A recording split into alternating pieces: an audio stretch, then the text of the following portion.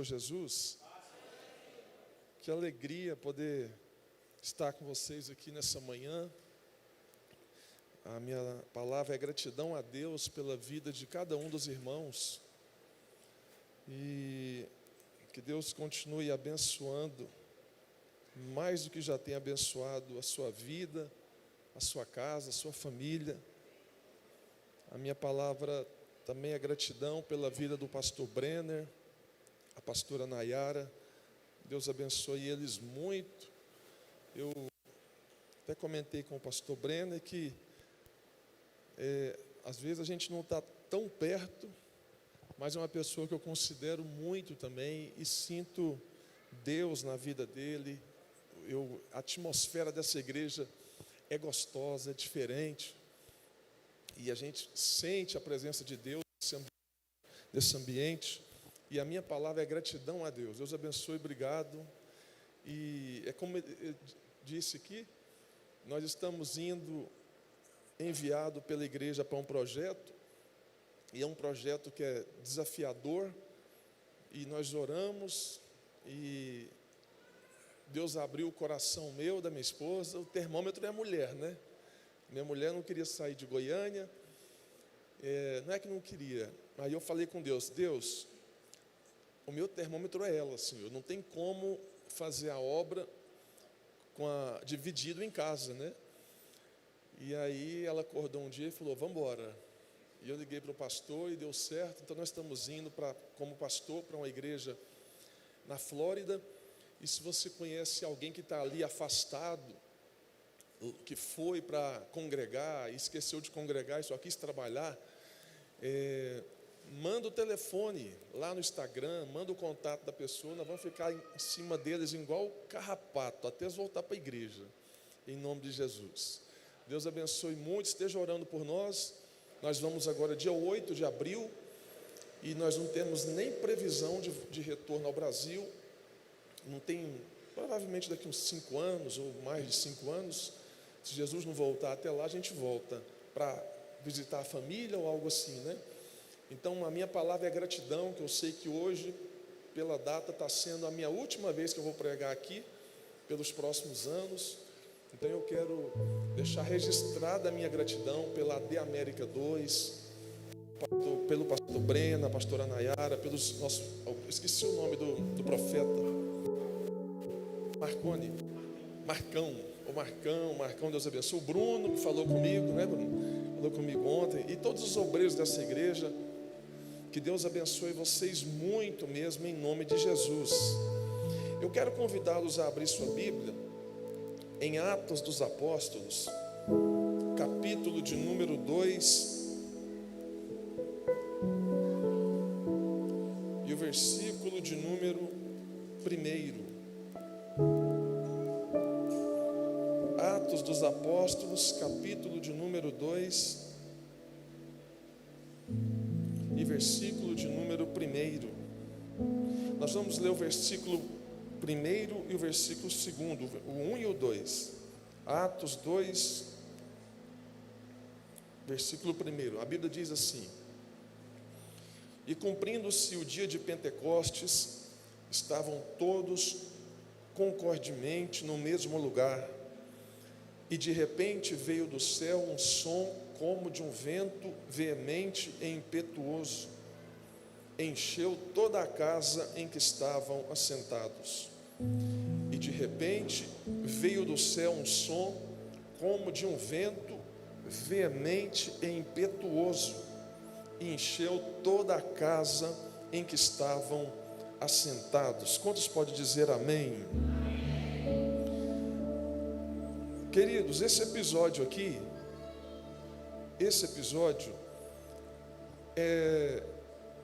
se dá dentro de um evento que era conhecido como Pentecostes, ou Festa de Pentecostes. A Festa de Pentecostes, ela vinha 50 dias após uma outra festa que era conhecida como a Festa da Páscoa. O povo de Israel é um povo que gosta de festa.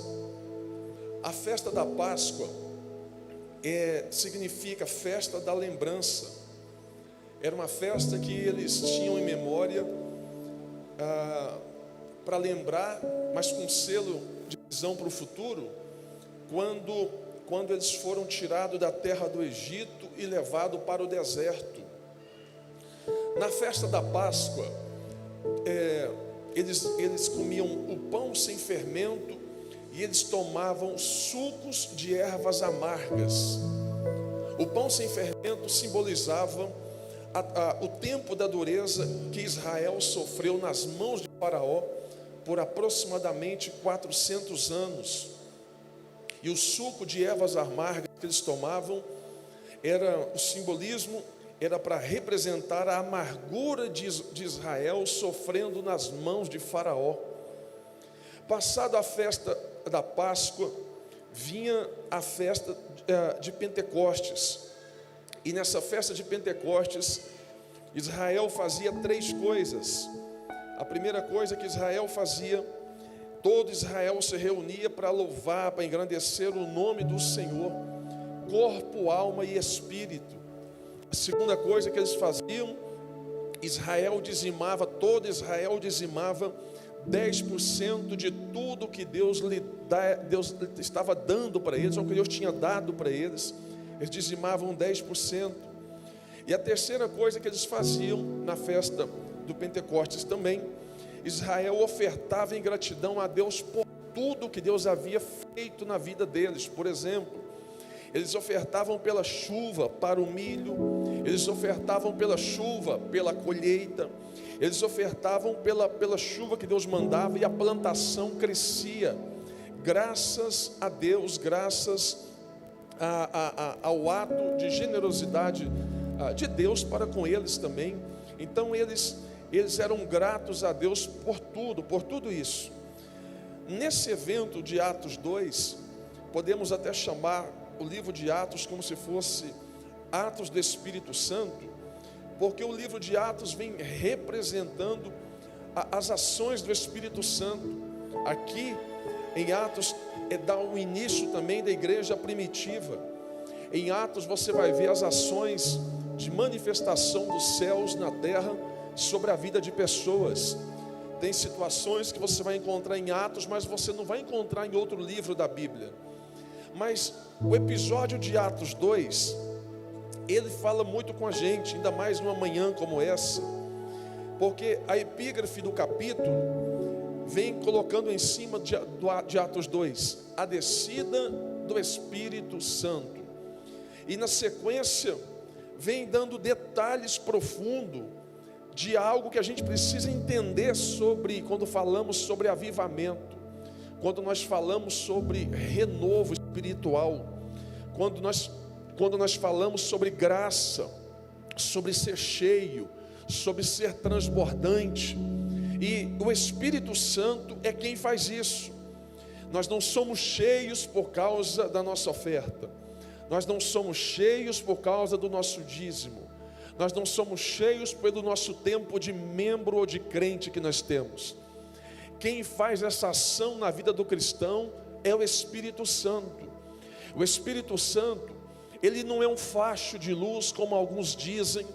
O Espírito Santo não é uma força do além, não. O Espírito Santo, ele é uma pessoa. E como pessoa, nós precisamos ter com ele intimidade. Que geralmente pessoas que têm mais intimidade com o Espírito Santo, elas são mais sensíveis à voz de Deus. Elas são mais sensíveis ao ambiente que elas foram introduzidas ali, ou que elas estão inseridas melhor. Pessoas cheias do Espírito Santo de Deus, você percebe pela conversa, você percebe quando senta na mesa, você conversa pela presença, quando você está perto dele, o Espírito testifica. Há um discernimento de Deus entre alguém para alguém, quando você percebe a presença do Espírito Santo. E nós estamos vivendo um momento na terra que as pessoas estão confundindo e trocando muita coisa.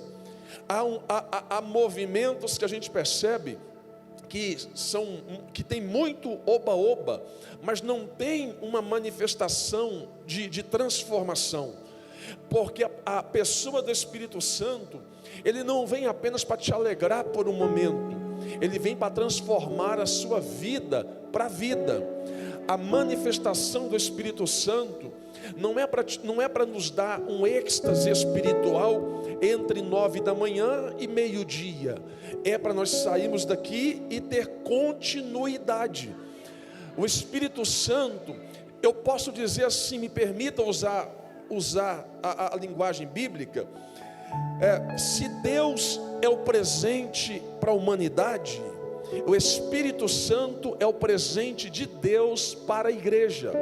O Espírito Santo não é para o mundo, o Espírito Santo não é para o carnal, não. O Espírito Santo é para a igreja, é para quem busca. O Espírito Santo é para quem clama, é para quem pede, é para quem está dizendo: eu quero mais, eu preciso ser mais. Não é, para a gente ter noção, o Espírito Santo, ele é o translator. Se eu posso usar essa palavra dentro de uma figuração entendida, o Espírito Santo é o translator da nossa oração, porque a nossa oração no formato nosso não alcança o céu por nós mesmos. Aí o Espírito Santo decodifica essa oração, e glória, ele decodifica, e é ele quem dá a sequência na oração, é ele que intercede por nós, com gemidos inexprimíveis. É ele, é o Espírito Santo. Uma igreja cheia do Espírito Santo, ela é diferente. Um cristão cheio do Espírito Santo é diferente.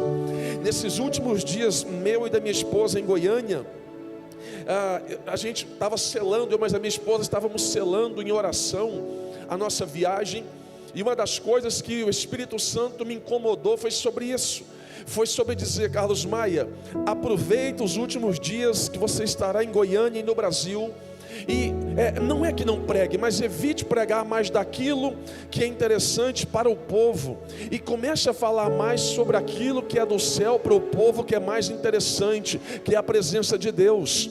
E já tem dias que eu venho batendo nessa mesma tecla, que eu já vi, eu vou continuar falando sobre isso, meu irmão, porque é tão gostoso. Parece um assunto sem fim. Você começa a falar da presença do Espírito Santo, parece que você vai cavando e vai querer mais, você vai cavando e quer mais, você vai cavando e quer mais. Daqui a pouco você já se pega chorando sozinho, já se pega falando em línguas estranhas no carro sozinho. Esses dias eu estava dirigindo o carro, eu parei, porque eu comecei a chorar, senti uma presença de Deus dentro do carro, e eu falei: acho que é disso que nós estamos precisando. O mundo está em guerra, a visão do mundo está voltada para a Europa, entre uma briga entre Putin, entre a Ucrânia, entre Rússia. Há rumores de guerra, de uma terceira guerra mundial, há rumores de tantas coisas que podem acontecer ao longo do planeta, e esse é o momento que a igreja tem que orar. Esse é o momento que a igreja tem que buscar. O Espírito Santo é quem vai convencer o homem do pecado, do juízo e da justiça. Eu, por mim mesmo, eu posso pregar aqui 5 horas direto. Eu posso falar as melhores palavras bíblicas para você. Eu posso contar as melhores histórias bíblicas para você. Nós podemos colocar os melhores cantores nesse altar por horas. Se o Espírito Santo não convencer o coração da pessoa, não é culto, não é um ambiente espiritual. Pode ser uma palestra, pode ser um momento de entretenimento, mas quem vai mudar, convencer, é o Espírito Santo. É por isso que a nossa oração tem que ser: eu quero mais, Espírito Santo, eu quero mais, Senhor, da tua presença. Oh glória! Quando Jesus se foi, uma das promessas que ele fez não foi que nos daria carro novo nem casa nova. Jesus não disse, isso aí é consequência de uma vida de fidelidade, mas uma das promessas foi: eu vou deixar um. Quem é esse um? O Consolador. Eu vou deixar aquele que vai estar com vós. Oh glória! O Espírito Santo. E quem sabe essa manhã papai está dizendo ao teu coração: é tempo de um novo tempo, e é tempo de um avivamento, ou de um reavivamento, ou de um transbordamento. É tempo de nós sairmos de um culto como esse, cheio da presença, cheio do poder.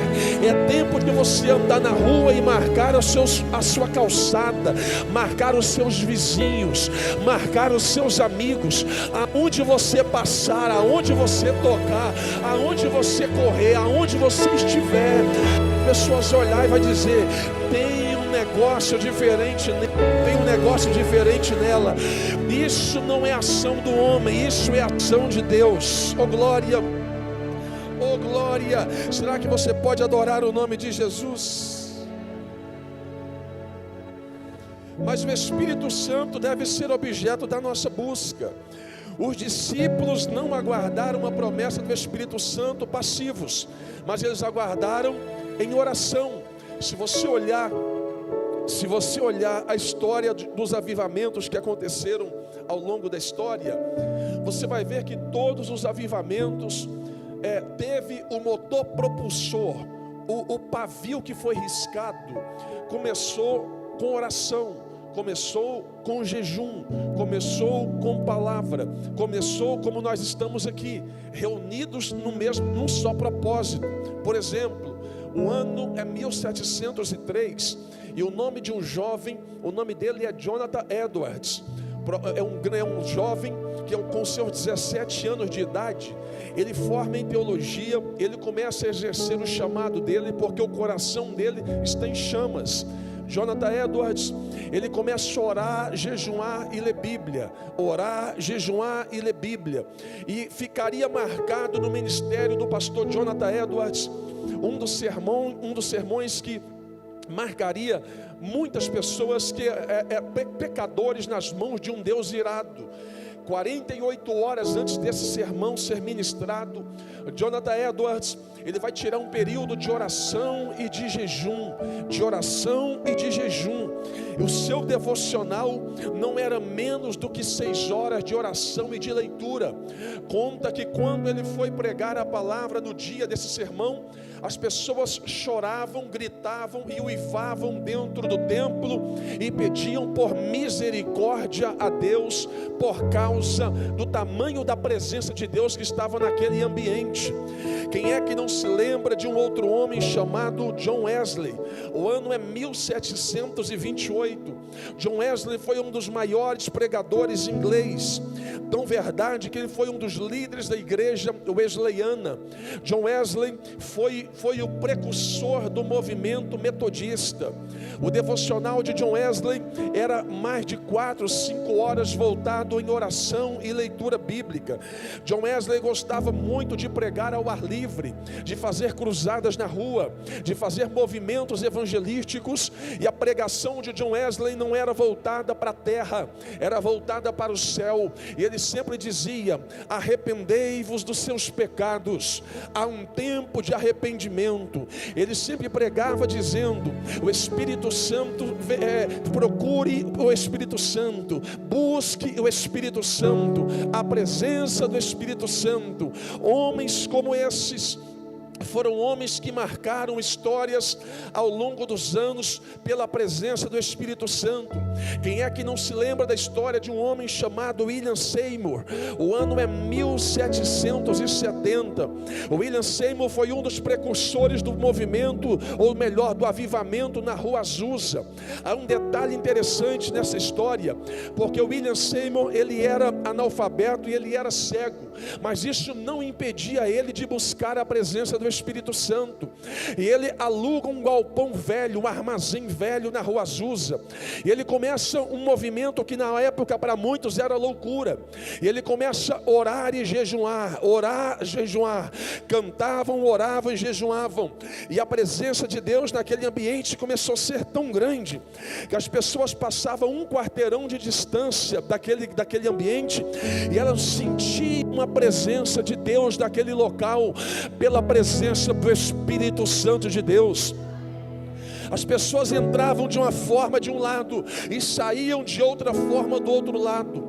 As pessoas saíam dos Estados Unidos para ir conhecer aquele lugar, e quando chegavam lá, anos depois, elas não conseguiam nem entrar pela presença, pela quantidade de pessoas que começou a influenciar uma nação inteira.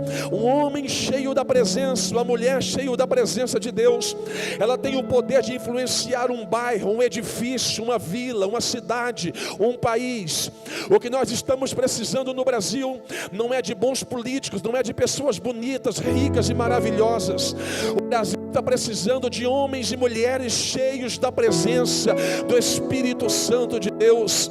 A vitrine religiosa de ostentação destrói a visão de realidade daquilo que é verdade, e nós precisamos entender que quem muda é Ele, quem enche é Ele, quem faz é Ele, quem transforma é Ele, é a presença do Espírito Santo. Quem aqui pode adorar o nome de Jesus? Quem é que não se lembra do pastor George Whitefield? O ano é 1714, ele tem 21 anos de idade, jovem, mas o coração está ardendo em fogo, está ardendo em chamas. O pastor George Whitefield, ele foi um dos cooperadores do ministério do pastor John Wesley. Ele gostava de pregar na rua, ele fazia cruzadas ao ar livre, ele gostava de falar de Jesus no meio da rua, e ele sempre dizia: Jesus salva, Jesus liberta, Jesus transforma. E a pregação dele era: arrependa-se, procure a presença do Espírito Santo. Sabe o que eu fiquei embosbacado, como diz o bom goiano? Que homens como esse, eles não pregavam apenas aquilo que era interessante na terra, mas 99% desses homens que fizeram história com avivamento, eles falavam sobre novo tempo dos céus na terra e não da terra na terra.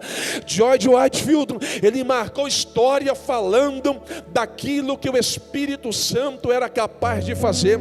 Quem é que não se lembra de um outro jovem com 26 anos de idade? O nome dele é Evans Roberts. O ano é 1904. O país dele é o país de Gales. O avivamento no país de Gales foi tão grande, foi tremendo, foi um avivamento tão louco, tão fora do comum, que os jovens saíam às ruas, saíam os jovens nas ruas pregando, profetizando, e os bares eram fechados, os cinemas eram fechados, os prostíbulos eram fechados. Jovens que foram influenciados. E se você ler a história desse homem, você vai perceber que ele, com seus 3 anos de idade, começou a ter sede de Deus. E há quem diga que aos seus 13 anos ele foi influenciado pelo avivamento que aconteceu na Rua Azusa com o pastor William Seymour. Homens que marcaram uma história pela presença do Espírito Santo, pessoas que marcaram a história pela presença do Espírito Santo. Vamos para o Brasil. Quem é que não se lembra da história no Brasil da irmã Celina de Albuquerque? O dia é 8 de junho de 1911, na rua Siqueira Mendes, no número 75, em Belém do Pará. 2 pastores chegaram para ela e falaram: irmã Celina, vamos orar porque o Espírito Santo vai encher a senhora, o Espírito Santo vai batizar a senhora vai ser transbordante. Elas não sabiam, não tinham experiência sobre aquilo. Aqueles 2 homens, um era o pastor Daniel Berger e o outro era o pastor Gunnar Wingren, e eles começaram a orar na casa da irmã Celina. A irmã Celina de um lado, a irmã Maria de Nazaré do outro, e eles começam a orar 8 horas da noite, 9 horas da noite, 10 horas da noite, 11 horas da noite. Quando foi 1 hora da manhã, oh glória, o Espírito Santo veio sobre ela naquela casa, batizou a irmã Celina de Albuquerque. Foi a primeira mulher a ser batizada, a primeira pessoa a ser batizada pelo Espírito Santo no Brasil, em 1911. 1912, o ano seguinte, dava-se início às Assembleias de Deus no Brasil. De lá para cá o Espírito Santo veio batizando, enchendo, veio trazer glória. Eu sinto a presença de Deus aqui. De lá para cá, aquela mesma ação do ontem, aquela mesma ação do ontem, ela continua hoje, ela continua para o amanhã. A presença do Espírito Santo não parou, a manifestação do Espírito Santo não parou. Quem sabe essa manhã o Espírito Santo está falando ao teu coração, é tempo de algo novo. Quem sabe o Espírito Santo está dizendo para você: se o Covid não te matou, se o pecado não te matou, se os problemas não te matou, é porque Deus tem um negócio contigo na terra. Oh glória! Quem é que não se lembra do avivamento no Zaire, na República Democrática do Congo? Uma menina chamada Biboko, ela estava sentada no primeiro banco da igreja, paralítica, pequena, ninguém dava moral para ela. Ela sentada no primeiro banco da igreja, quando termina o culto, todo mundo está indo embora. E Biboko sentada ali, e as pessoas começam a ouvir um grito, um choro. E ela começa a uivar no primeiro banco da igreja. E ela começa a gritar por misericórdia. Ela vem dizendo: tem misericórdia de nós, ó Deus. E as pessoas que chegavam perto de Biboko eram cheias, renovadas e transbordantes. Esse avivamento que mexeu no Zaire, na República Democrática do Congo, começou com oração e com um coração humilde, simples e sincero de uma criança. Quem é que não se lembra na Argentina, uma pequena cidade na Argentina chamada Citibel? Um jovem de 20 anos, o nome dele é Alexandre. Alexandre começou a estudar teologia e começou a orar. E Alexandre dizia: eu quero ser cheio, eu quero ser batizado, eu quero ser transbordante. E um dia Alexandre, indo embora para casa, o Espírito Santo enche ele no meio da rua, e ele volta para o Instituto de Teologia. E quando ele chega no Instituto, os jovens que estavam ali começam a ser cheios e batizados pelo Espírito Santo. Um avivamento que começou na Argentina, começou numa cidade pequena, com um jovem com o coração aberto e sincero, que estava sedento da presença de Deus e do Espírito Santo. Quem é que não se lembra da história de um dos maiores avivamentos que aconteceu na Índia? O ano é 1905. Começou com uma jovem, o nome dela é Mandita Ramambai. Mandita Ramambai, uma jovem na cidade de Mukti, e ela chamou um grupo de 70 jovens. Ela dizia: vamos orar 2 vezes ao dia, nós iremos orar 2 vezes ao dia. E eles começaram a orar 2 vezes, e a oração tem o poder de trazer gente, a oração tem o poder de gerar unidade. Unidade, não é nem união, é unidade. E quando foi no dia 29 de junho de 1905, o grupo já não era 70, já era mais de 500 pessoas. Elas estavam dentro de um alojamento, e quando foi 3 horas da manhã, a Mandita, ela dá um grito nas jovens, e ela vai dizer: vamos orar 3 horas da manhã. E quando elas começam a orar 3 horas, o Espírito Santo vem sobre aquele local, vem sobre aquele ambiente, batiza elas são cheias, e dali para frente a Índia foi conhecendo o poder do Espírito Santo, através de jovens que se dedicaram ao poder da oração e da palavra do Senhor Jesus. Pastor, o que você quer me dizer com isso? Eu fiz questão de lembrar você sobre estes avivamentos, para você ver que todos esses avivamentos se deu início como nós estamos aqui, em oração, em comunhão e em unidade. Por que parte da igreja brasileira está entrando num sistema religioso que parece que é avivamento, mas não é avivamento? Porque avivamento traz transformação, avivamento traz mudança de comportamento, avivamento traz mudança de caráter, avivamento traz traz liberdade, não é nem libertinagem, porque a pessoa que entende a liberdade do Espírito Santo, ela tem temor. Avivamento gera temor. Temor é o termômetro em nós, junto com o medo, para quando a gente for pisar fora da linha, o temor e o medo está dizendo: não vai, isso não é de Deus, isso Deus não está nisso, não vai que é pecado, não faça isso que não é de Deus. Geralmente pessoas que já estão cegas por aquilo que é normal, para elas tudo é normal. Mas uma pessoa avivada não é que ela é santa demais, é porque ela tem discernimento, e a presença do Espírito Santo está dizendo para ela: você não nasceu para isso, eu não te chamei para isso, você não é daí, você não pode ir para lá. O Espírito Santo está dizendo: avivamento gera temor no coração de quem me busca. Você pode receber essa palavra.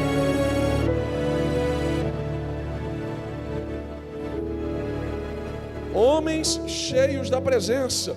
O que dizer de homens como o pastor Dwight Lyman Moody, homens que eram tão cheios da presença de Deus, que quando ele entrava no trem, colocava o braço dele para fora, pessoas sabiam que ele estava vindo no trem, e que a presença de Deus era tão grande na vida dele, que as pessoas pegavam enfermos, doentes, problemáticos, e colocavam próximo da linha férrea, da linha de trem, para quando o trem passasse, a mão dele para fora curava as pessoas. Aonde ele passava, havia uma unção de Deus na vida desse homem. O que dizer de um homem pregador do evangelho chamado Savonarola, que ganhou para Jesus mais de 10.000 almas pregando só João 3,16. A questão não é pregar bonito nem pregar muito, mas é pregar com essência. A questão não é cantar bonito nem cantar muito, mas é cantar com essência, na essência que não vem de baixo, mas é a essência que vem de cima. O que Deus está dizendo para nós é isso. Quem é que não se lembra de um pregador chamado Billy Graham? Eu lembro de uma mensagem antiga de Billy Graham, antiga mesmo, que ele foi pregar uma certa feita num ginásio. Eu lembro que naquela mensagem ele pregou sobre, se não me engano foi Zaqueu ou Bartimeu, Zaqueu, e ele estava tão cansado, e ele sentou num banco, e ele sentado num banco, ele começou a falar o seguinte: Jesus encontrou com Zaqueu, Zaqueu encontrou com Jesus, e a presença de Jesus mudou Zaqueu, e Jesus mudou a vida de Zaqueu, e ele foi para a casa dele. Ele falou isso, ele disse: gente, agora eu quero que vocês fiquem em pé e eu vou orar por vocês. Um pedacinho daquele vídeo eu pensei: mas só isso? Só vai falar isso? Cadê aqueles negócios fortes, aquela teologia profunda? Cadê aquele negócio que quase ninguém prega no altar? Quando ele falou assim: agora eu quero convidar aqueles que sentiu a presença de Deus no ginásio para vir no altar e mudar de vida. Eu lembro que a filmagem era ruim, mas as pessoas vinham chorando, jovens vinham quebrantada, gente vinha se rasgando. Eu comecei a olhar e falei: que é isso? E o Espírito Santo disse: não é pelo que ele fala, mas é pela presença do Espírito Santo na vida dele. Quem sabe o que papai está dizendo ao teu coração é isso. Não é aquilo que até que nós temos que mostrar para os homens, mas é aquilo que Deus tem levado para a minha vida e para a sua vida. Você pode receber essa palavra em nome de Jesus.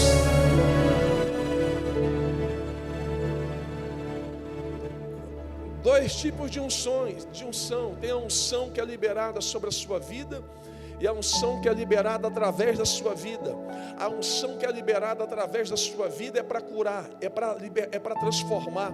É aquela que você ora para quem está com dor de cabeça e ele é curado. É aquela unção que você ora para quem está doente e ele é transformado. Mais do que a unção que eu preciso ter para orar por você, é a unção que eu tenho que ter comigo mesmo, entre eu e Deus. Porque se eu tenho para dar, eu posso oferecer. Se eu não tenho para dar, eu não consigo oferecer. Eu vou dizer um negócio para nós: crente cheio da presença de Deus, ele vive menos. Ele vive menos enrolado com os problemas da terra. Ele vive menos enrolado com as tranqueiragens dessa terra.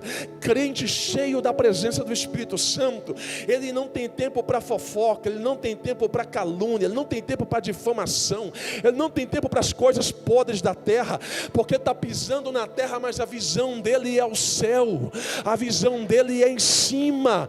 Quem sabe essa manhã papai está falando para nós: eu quero marcar a sua vida, eu quero marcar a sua história, eu quero marcar a sua família. meu irmão, oxalá que se nós entendêssemos cada vez mais a presença do Espírito Santo e a ação dele, meu irmão, Jardim América ficaria pequeno para nós, Goiânia ficaria pequeno para nós. O pastor falou algo aqui, teve um dia que eu fiquei incomodado em casa. Eu lembro que eu liguei para um amigo meu que tem um caminhão. Eu já tinha pacote com ele, eu fechava com ele, era pacote. Eu falei: varão, quanto que é a hora nesse caminhão? Ele falou: tantos. Eu falei: varão, vem aqui, me pega em casa, vamos para o terminal ali da Vila Brasília. E eu lembro que a gente parou um caminhão na Vila Brasília, começamos a orar, eu e um outro amigo meu, e começamos a orar pelas pessoas dentro do terminal. Eu lembro que um crente de igreja falou para mim: para que isso? Não precisa disso, não sei para que você fica fazendo isso, nós estamos modernos, hoje tem internet. Pastor Carlos Maia, eu acho que o senhor está focando no alvo errado. E o Espírito Santo falava para mim: fica calado, dá moral para ele não, faz o que eu estou te falando. Eu lembro que dias depois alguém chegou e falou: pastor, eu era uma das pessoas que estava dentro daquele terminal, e aquele dia eu estava dizendo o seguinte: Deus, se o senhor não falar comigo hoje, eu vou voltar para minha terra, eu vou chutar o balde, eu vou desviar. Só que uma palavra daquele dia, a palavra ela: Deus está contigo e não tome decisão precipitada. Isso mudou a vida de alguém. Eu entendi que não é pelo muito falar, mas é pelo agir dele. Deus quer te usar no teu emprego, Deus quer te usar na tua casa, Deus quer te usar na tua faculdade, Deus quer te usar aonde você está, no nome dele ser glorificado. Oh glória! Avivamento gera visão de reino. Todo avivamento ele gera visão de reino. Há duas visões, a religiosa e a visão de reino. A visão religiosa: eu preciso mostrar para alguém aquilo que eu não sou. É um falso selo para selar uma verdade que eu não vivo. A visão de reino é aquela que eu chego, estou olhando e estou falando: essa igreja está pequena.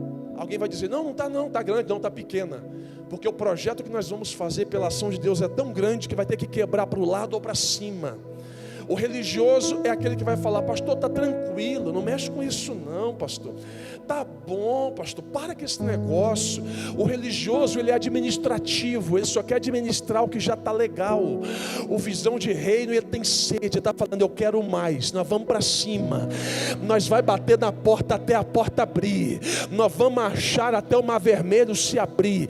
Nós vamos clamar até Deus responder.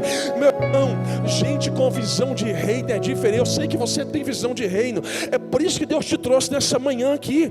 E papai está falando para você: enche o seu tanque nessa manhã, sai daqui com o tanque cheio. E crente, como que crente enche o tanque? Vou fazer uma figuração de linguagem. Deixa eu usar uma figuração de linguagem. Se você é o carro e a igreja é o posto de combustível, e você chega aqui e está dizendo: enche, e enche. O Espírito Santo, ele é o frentista. E tu vai, esquece aquele negócio de vintão, trintão, cenzão, completa com 200, não esquece. Coloca gasolina? Não, meu carro não é movido a gasolina. Coloca álcool? Não, muito menos álcool. Diesel? Também diesel não. Coloca o quê? Fala, coloca azeite. Coloca quanto? Enche. E se derramar? Não é derramar, porque a visão de azeite não derrama, ela transborda. Pode transbordar, porque se transbordar nós iremos mais longe. E a pergunta que o Espírito Santo faz a nós nessa manhã é: como está o nível do seu reservatório? Como está o nível do seu reservatório? Avivamento gera sensibilidade. Avivamento gera intimidade. Não confundamos intimidade com prazer, porque o prazer, a pessoa pode pegar um dinheiro e paga num prostíbulo para uma prostituta. Mas a intimidade você não paga, você adquire, ela é conquistada. Intimidade, o Espírito Santo a gente não compra, a gente adquire, a gente busca.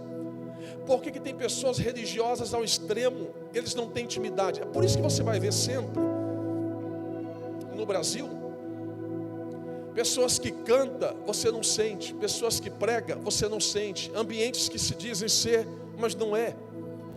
É pessoas que estão presentes, mas não tem presença. Uma coisa que eu gosto muito foi quando Davi estava trazendo a arca da aliança de volta para Jerusalém. Uma das coisas que Davi fez na chegada, na entrada da cidade, Davi deixa a arca e ele começa a dançar e bailar em volta da arca. A Mical não entendeu, as pessoas não estavam entendendo o que Davi estava fazendo. Só que Davi estava dizendo para nós, durante muito tempo, a nossa terra ficou sem presença, porque a arca da aliança simbolizava a presença de Deus em movimento. Quando Davi está trazendo a arca da aliança, ele começa a dançar em volta. As pessoas estão olhando e estão perguntando: para que você está dançando? Não precisa disso não. Para que você está bailando? Não precisa disso não. Davi está dizendo, eu estou dançando porque a presença está voltando para casa. Davi está dizendo, não tem festa sem presença. Não tem festa, se tem festa e não tem presença, não é culto, é show. Se tem festa e não tem presença, não é ambiente espiritual, é ambiente promovido pelos homens para promover os próprios homens.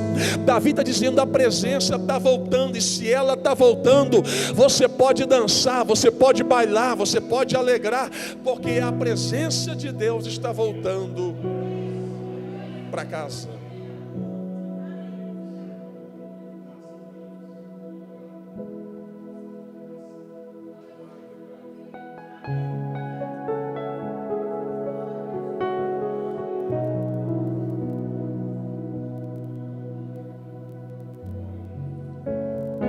Avivamento gera filhos espirituais. Eu vou fazer uma pergunta, mas não responde não. Avivamento é aquilo ali. Avivamento gera filhos espirituais.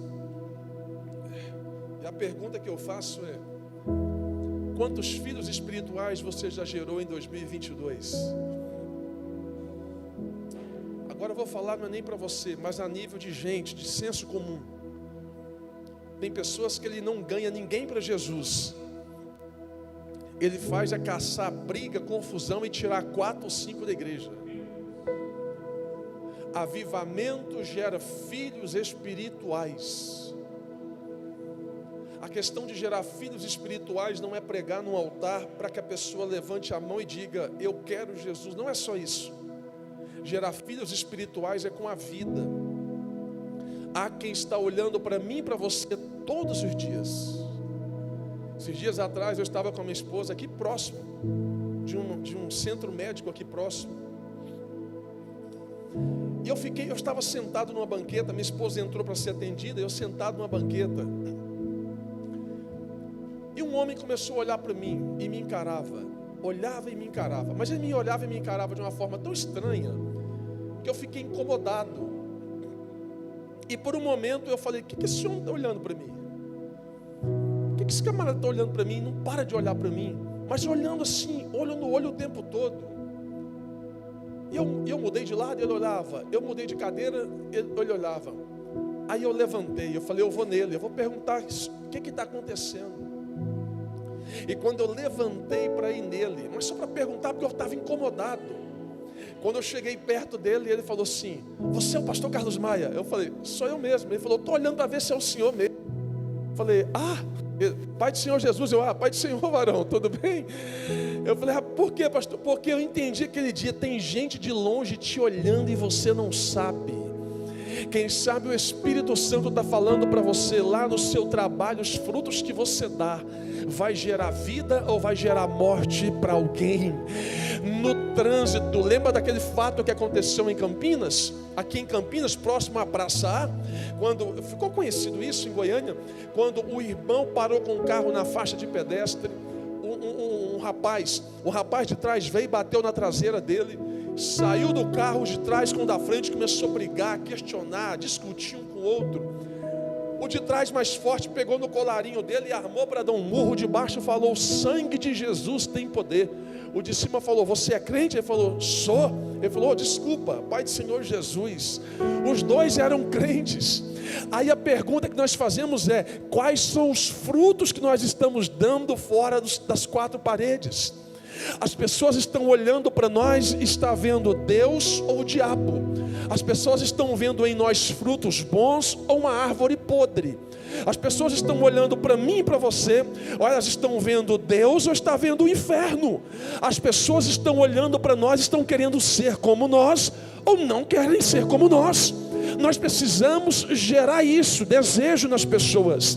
E uma das formas não é por nós mesmos, é pela presença do Espírito Santo de Deus. É pela presença dele. Quem vai convencer o homem? É o Espírito Santo. Quem vai convencer o homem é o arrependimento, é o Espírito Santo. Eu lembro da minha mãe. Minha mãe, ela é muito, ela orava demais e ela tem uma intimidade com Deus muito grande. A minha mãe com meu pai, a nossa educação foi, eu falo que a primeira psicóloga na minha vida foi minha mãe. Porque a minha mãe pegava eu e meus 3 irmãos, pastor Brenner, e ela pegava uma vara de amora, ela tirava a folha da vara de amora, ela pegava um óleo ungido, olha a psicologia da minha mãe há mais de 40 anos atrás, e ela pegava um óleo ungido, a vara ungida, e ela chamava nós num ciclo e falava, vamos fazer uma oração, meus filhos. E a gente em ciclo, ela pegava a vara e ungia a vara e falava, Senhor, eu estou ungindo essa vara. E essa vara eu só vou usar se eles quebrar os princípios ou me desobedecer. Deus, não deixa eles quebrar os princípios não. Como é que quebra o princípio desse jeito? Ela pregava a vara e pendurava lá no corredor que ia do quarto para a cozinha. Quando a gente saía do quarto que ia para a cozinha, a primeira coisa que a gente via, a vara. Como é que faz bagunça? Como é que quebra princípio? Aí eu falo para minha esposa, amor, a minha mãe dava para dar aula de psicologia, porque ela sabia muito bem. E uma das coisas que a minha mãe fazia com a gente era a oração. Nós morávamos em São Paulo, e o nosso primeiro pastor na vida, missionário Davi Miranda, minha mãe me deu uma Bíblia, eu tenho uma foto no Instagram, eu pequenininho com a Bíblia desse tamanho. Eu tinha vergonha de carregar a Bíblia. Minha mãe falava assim, você não pode ter vergonha não, você é crente, crente tem que falar que é crente. E eu pequenininho com a biblona, meu irmão, debaixo do braço, e eu querendo esconder, porque adolescente, aquela fase de adolescente, minha mãe dizia, não esconde, se você esconder, chegar em casa eu te pego.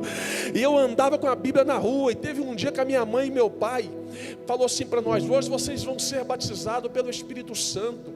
E eu falei, pai, como é que esse negócio, vocês vai orar, vai dando glória, glória, aleluia, aleluia, glória, glória. E eu ajoelhei na sala com meu irmão, eu comecei glória, glória, aleluia, aleluia. E eu falava, pai, não está batizando não. E meu pai, continua. E eu, glória, glória, aleluia, aleluia. E eu, pai, meu joelho está formigando. E continua, não levanta não. E nós, glória, glória. Aí eu falei, pai, não está batizando não. Ele falou assim, ó, espera que eu já estou indo aí. Meu irmão, meu pai foi na sala, grandão, com a mãozona dele. Meu pai era um homem de oração. Eu lembro do devocional era 6 horas por dia meu pai orava, de manhã, ele entrava para o quarto e saía 11 da manhã, meio-dia, orando. E meu pai saiu e foi na sala e pôs a mão no meu peito, a outra mão nas minhas costas, começou a apertar, comprimir. Meu pai era muito assim, aquele jeitão antigo dele, rasgadão, aquele jeitão, era o jeito deles mesmo. Pôs a mão no meu peito, começou a apertar, comprimir, fui ficando sem ar, fadigado. Aí eu fiz uma oração estranha para Deus, mas Deus ouviu. Eu falei, Deus, pelo amor de Deus, me batiza logo, que ele vai me matar, Jesus. Eu não estou aguentando. Falei, Deus, me batiza. E meu pai me apertando, e meu pai dizia, enche, batiza, batiza. E eu, pai, me batiza logo, Jesus. Eu vou morrer, Jesus. Não foi 5 minutos, eu fui batizado na sala de casa. Segura. Aí eu pensei que tinha acabado, caí chorando, uma glória, uma presença. Meu pai, aquele jeitão dele, me levantou, falou, levanta menino. Aí ele pôs a mão na minha cabeça e falou assim, Deus, agora dá variedade de línguas para ele. Eu não quero meu filho com balá, balá, balá não, é variedade de língua, Jesus. E começou a orar de novo, foi mais quase uns 10 minutos. O que eu estou te dizendo isso? As mudanças que aconteceram no passado, Deus ainda continua fazendo falando hoje. Quem sabe o Espírito Santo está falando para você nessa manhã. É tempo de você colocar a mão sobre os teus filhos e profetizar, de você liberar sobre a sua casa, de você liberar sobre a sua família, de você liberar sobre você mesmo. Eu lembro, pastor Brenner, pastor Frank Mendonça, que hoje é o presidente da Almadego, e o pastor Wellington Soares, um profeta de Deus nessa terra. Nós íamos para o monte da Santa Marta, saída Senador Canedo. Eu lembro isso há 8 anos atrás. Todo mundo querendo tomar uma decisão assim, para onde nós vamos, o que nós vamos fazer. Virada de ano, nós fizemos um jejum de 6 meses, irmãos. 6 meses jejuando de 6 da manhã às 3 da tarde, e orando de 6 da manhã até meio-dia no monte da Santa Marta. Eu, pastor Frank, pastor Wellington Soares. Durante 6 meses Deus não falou com a gente. Eu lembro que no final daquela campanha eu falei: pastor Frank, Deus não falou nada para você não, comigo? Fala aí alguma coisa. Ele falou: não falou não. Aí ele falou assim: Carlos Maia, e você? Deus não falou nada comigo não? Eu falei: falou também não. Eu falei: Wellington, e aí Wellington? Ele falou: também não falou não. Eu falei: Deus, o que nós vai fazer? Meu irmão, eu estava tão angustiado aquele dia, que eu fui num cantinho, numa pedra que tem lá naquele monte. Eu fui naquela pedra, aí eu coloquei a mão na minha cabeça e falei: ei, Carlos Maia, que eu falo contigo, acalma teu coração e fica quieto, sossega a tua alma. Meu irmão, aquilo foi um alívio para mim. Por quê, pastor? Porque tem hora que o Espírito Santo está dizendo: saiba o tempo de me buscar, mas saiba o tempo de esperar. Não foi 3 meses depois, Deus começou a desatar tudo daquela campanha, na vida do pastor Frank, na vida do pastor Wellington, na minha vida. Eu lembro que eu estava orando um dia, eu falei: Deus, me leve para as nações, Pai, me leva em outras terras. E tinha um varão do meu lado à noite, e ele falou assim: como é que você está orando para Deus te levar para as nações, nem passaporte você traz para orar? E eu falei: nossa, verdade, olha isso. Aí eu peguei o passaporte: a Deus, me leva para as nações, eu quero pregar a tua palavra nas nações. Não foi 30 dias depois, o telefone começou a tocar: pode vir na Inglaterra, pode vir em Portugal, pode vir na Holanda. Aí eu lembrei da oração, e eu percebi o quanto é importante a sua comunhão com Deus, com aquilo que é importante. Quem sabe essa manhã o papai está dizendo: ei, está orando para você fora, pega o passaporte. Está orando pelo processo, pega o processo e levanta ele. Está orando pelo filho que está bebendo, pega a cerveja que ele bebe e levanta para o alto. Seu filho está na droga, pega o óleo ungido, pinga lá no arroz e dá para ele comer. Tu vai ver a ação de Deus de uma forma espiritual. Deus está dizendo para alguém: chega dessa vida normal. É tempo de um novo tempo, mas um tempo na presença de Deus. É Ele que faz, é Ele que leva, é Ele que transborda.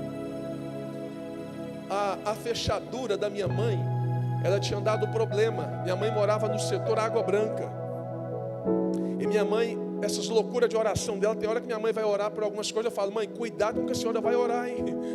Cuidado que a senhora vai pedir aí, vai com calma. E um dia ela queria ir para a igreja, e a fechadura estragou e não trancava a porta. Minha mãe falou assim: não, vamos para a igreja. E nós falamos: mas a casa vai ficar aberta? Minha mãe pôs a mão na porta. Ela falou: Deus, coloca o teu anjo aqui guardando essa porta. Estamos indo para a sua casa, guarda a minha casa. Falou isso, e fomos para a igreja. Meu pai chegou mais tarde, foi entrar. Meu pai sabia que estava estragado. E meu pai foi entrar, quando ele empurrou, a porta não abriu. Ele empurrou, a porta não abriu. Ele deu um chute, a porta não abria. Meu pai chama minha mãe e fala: Diana, o que você fez com a porta aqui? Ela falou: espera eu chegar, porque eu coloquei um anjo aí. E meu pai: como assim? A porta está estragada. Ela falou: espera eu chegar, eu estou no culto, agora eu chego. Quando minha mãe chegou Irmãos, eu não sei se você acredita, mas é coisa espiritual. Mas eu falando porque eu vivenciei isso. Minha mãe chegou na porta da nossa casa e ela falou: Deus, pode tirar o seu anjo, e obrigado por guardar a nossa casa. Meu pai brincou com a minha mãe e falou: Diana, para com essas loucuras, Diana. E meu pai arrumou o pé na porta, a porta abriu. Eu olhei aquilo, eu fiquei pensando: meu Deus, que negócio. Mano, se eu tinha medo da minha mãe, eu tomei 3 vezes mais medo dela. Porque eu falei: minha mãe tem um negócio com Deus, e não pode quebrar aliança com ela não. Por quê, pastor? Porque nós precisamos ter essa intimidade.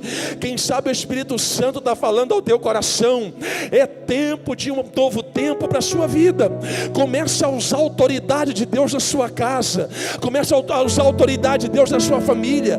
O Espírito Santo está dizendo: ei, anda naquele quarto dizendo: ei, depressão, sai desse quarto, pressão, sai dessa casa. Comece a profetizar que os teus filhos vão ser pastores, os teus filhos serão herança do Senhor.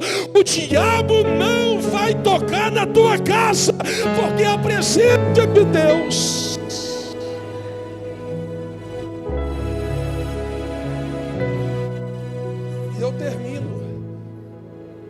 E eu termino orando e deixando esse pensamento de Atos 2. A pergunta que eu faço para você é: quem foi o pregador de Atos 2? Não teve. Quem foi o cantor de Atos 2? Não teve. O texto vai dizer: e veio do céu, não veio da terra. Imagine entregando os banners da conferência de Atos 2. Os banners estão sendo pregados na parede do supermercado, nos postes, nas farmácias. E o banner está convidando: conferência de Atos 2. Preletor, não tem. Cantor, não tem. E alguém ia perguntar: quem vai cantar? Não, esse dia não vai ter cantor não. Mas quem vai pregar? Não, esse dia não vai ter pregador. Por que que Deus permitiu isso? Para desmistificar uma coisa que muitos de nós carregamos e pensamos: que para o Espírito Santo trabalhar num ambiente como esse, ou qualquer ambiente, tem que ter pregador famoso ou cantor famoso. O Espírito Santo está dizendo: o avivamento quem gera sou eu, e não vem da terra, vem do céu. E não foi algo programado, foi de repente. Por que de repente? Porque quando você menos esperar, Ele pode fazer o que você sempre está pedindo e está buscando. Porque senão seria fácil. Poderíamos dizer aqui: gente, dia 20 de abril nós teremos a Conferência Mundial de Batismo com o Espírito Santo. Todo mundo vai ser batizado pelo Espírito Santo. Seria fácil. Todos viriam para um só propósito, sabendo que todos sairiam dali com resultado. Mas o Espírito Santo, ele pode mudar a vida de uma pessoa. Ele pode batizar uma pessoa num culto de oração com 3 pessoas orando. Não é por quem prega nem pela quantidade, mas é pela motivação de quem está envolvido. Quem sabe essa manhã o Espírito Santo está falando ao teu coração: eu quero te dar, eu quero te encher, eu quero te batizar. Para você sair amanhã daqui para sua casa, sabendo que Ele pode mudar a sua vida, a sua casa e toda a sua família. Eu quero orar com você, e a oração que eu quero fazer com você é que Deus venha guardar a sua vida, que Deus venha guardar a sua família, que Deus venha guardar os seus projetos. Eu digo uma coisa para nós: busque pela presença do Espírito Santo. E se a gente não encontrar nessa terra mais, nós vamos encontrar lá no céu. Porque um crente cheio da presença do Espírito Santo, ele é diferente em qualquer lugar. Vamos? Um crente cheio da presença do Espírito Santo, ele vai em qualquer ambiente, e a presença do Espírito Santo, ela é manifestada através da pessoa. Quem sabe essa manhã nós estamos aqui, eu, pastor Marcão, pastor Brenner, na condição de pastor, e nós podemos orar com você e por você. Para quê? Para você ser batizado pelo Espírito Santo. Essa manhã o Espírito Santo pode te batizar. O que você precisa, pastor? Querer. é sair daqui falando: eu quero ser cheio da presença do Espírito Santo. Eu quero te convidar a ficar em pé comigo. Pastor Marcos vai me ajudar, Pastor Brenner. Nós vamos orar. Você que veio, você que está aqui, nós vamos orar para que o Espírito Santo te visite, te batize. Há uma atmosfera diferente nessa manhã, e nós cremos nisso em nome de Jesus. Feche os teus olhos por um minuto. Neste lugar, todos os dias.